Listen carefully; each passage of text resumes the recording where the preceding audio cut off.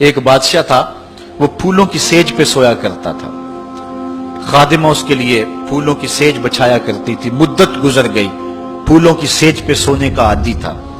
ایک دن خادمہ نے سوچا، لونڈی نے سوچا، روزانہ بادشاہ اس سیج پہ سوتا ہے، پتہ نہیں کیا لطف ہوگا۔ اس سیج کا لطف اٹھانے کے لیے وہ بھی لیٹ گئی۔ سیج تیار کرنے کے بعد ایک لمحے کے لیے کمر سیدھی کی تو سارے دن کی تھکی ہوئی تھی، آنکھ لگ گئی۔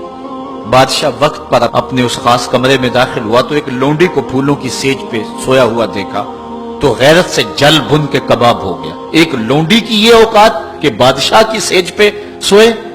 اس نے جلاد کو بلایا، کہا اس کو الٹا لٹکاؤ اور اتنا مارو کہ اس کی جان نکل جائے، تاکہ باقی خدام کو پتا چل جائے کہ بادشاہوں کی سیجیں، ان کے بستر، ان کے گھر کتنے مقدس ہوا کرتے ہیں۔ لونڈی کو الٹا لٹکا دیا گیا اور جلاد ضرب پہ ضرب لگا رہا ہے، کوڑے پہ کوڑا مار رہا ہے۔ وہ چیختی ہے، روتی ہے، بچا لو مجھے، میری جان نکل رہی ہے۔ روتے روتے کیا خیال آیا کہ اس نے ہنسنا شروع کر دیا۔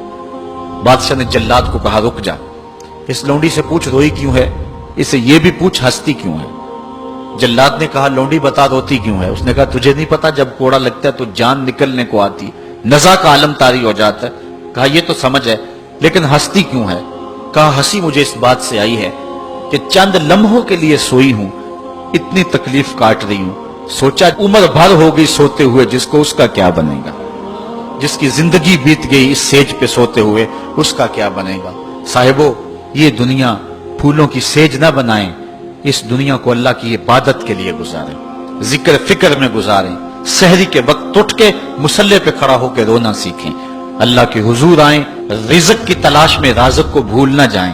تم سمجھتے ہو دکان بند کر کے چلے گئے تو شاید میری آج کی سیل کم ہوگی۔ سیل دینے والا، رزق دینے والا، رزق کے دروازے کھولنے والا وہ رب ہے۔ جاؤ اس کے حضور جاؤ اور جا کے اس سے مانگو۔ آج اس دنیا کے اندر آپ کہیں ملازمت کرتے ہیں، 8 گھنٹے کی ڈیوٹی دینا ہوتی ہے، ان 8 گھنٹوں کے اندر آپ کا مالک آپ کو بلائے، صرف 8 گھنٹوں میں ایک عارضی ملک آپ کے اوپر رکھتا ہے، تو آپ دوڑ کے جاتے ہیں کہ نہیں جاتے؟ آپ کے مہمان بھی آپ کے پاس بیٹھے ہوں اور آپ چائے بھی ان کو پلا رہے ہیں، لیکن باس بلا لے آپ کو اور وہ گھنٹی دے تو آپ بیل پہ سب کو چھوڑ کے بھاگتے ہیں کہ نہیں بھاگتے؟ مہمانوں سے بھی معذرت کرتے ہیں، مجھے باس نے بلایا، آپ دوڑتے جا رہے ہیں۔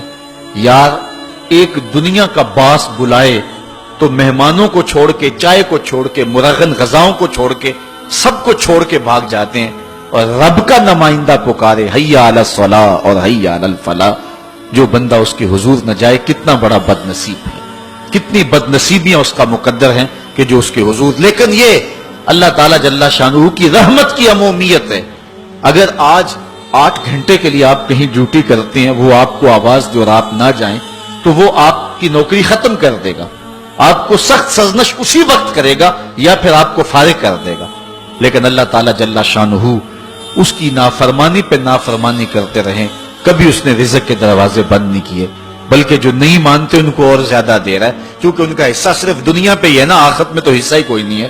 بلکہ فرمایا اگر مسلمانوں کی دل جوئی کا لحاظ نہ ہو تو میں کافروں کے گھروں کی سیڑھیاں بھی سونے اور چاندی کی بنا دوں، چونکہ انہوں نے دنیا کو دیکھا ہے، آخرت ابھی دیکھی نہیں ہے، ورنہ جو ان کے لیے آخرت میں رکھا گیا ہے، دنیا کی کوئی شے ان کے نزدیک حیثیت ہی نہ رکھے۔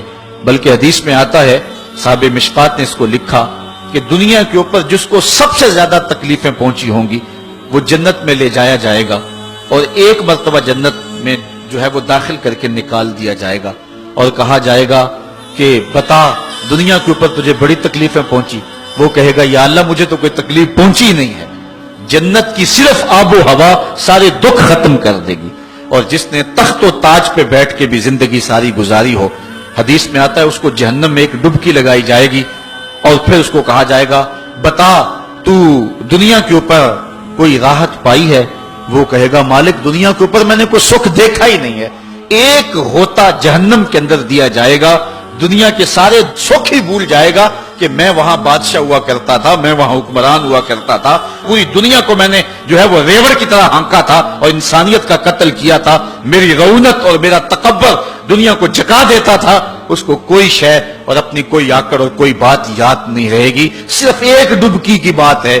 اور جس نے دکھ پہ دکھ کاٹے، غربت، تنہائی، دکھ، اذیت، مصائب، آلام، مشکلات، لیکن ایک بار جنت سے گزار کر کے جنت کی صرف آب و ہوا ہی سنگھائی جائے گی، اس کو کہا جائے گا بتا دنیا کے اوپر تجھے کوئی دکھ پہنچا؟ وہ کہے گا میرے رب دنیا پہ مجھے کوئی دکھ نہیں پہنچا۔ اب بتائیے کہ اللہ کے حضور ہم حاضر ہوں یا کہ دنیا کوئی منشا و مقصود بنا لیں؟ ہماری زندگی کی ڈگر کیا ہونی چاہیے؟ پہلی بات تو یہ ہے کہ جنت کے مقابلے میں اس دنیا کی حیثیت ہی کوئی نہیں، اور دوسری بات اگر دنیا کے اوپر ہم عزتیں سرخرویاں جس کو ہم سمجھتے ہیں یہ سرخرویاں ہیں وہ پا بھی لیں تو وہ کتنا کو عرصہ ہے، پھر اس کا حساب بھی تو ہم نے دینا ہی دینا ہے۔ اس لیے ہم دیکھ لیں جتنا برداشت کرتے ہیں اس کے مطابق جو ہے وہ ہم چلیں۔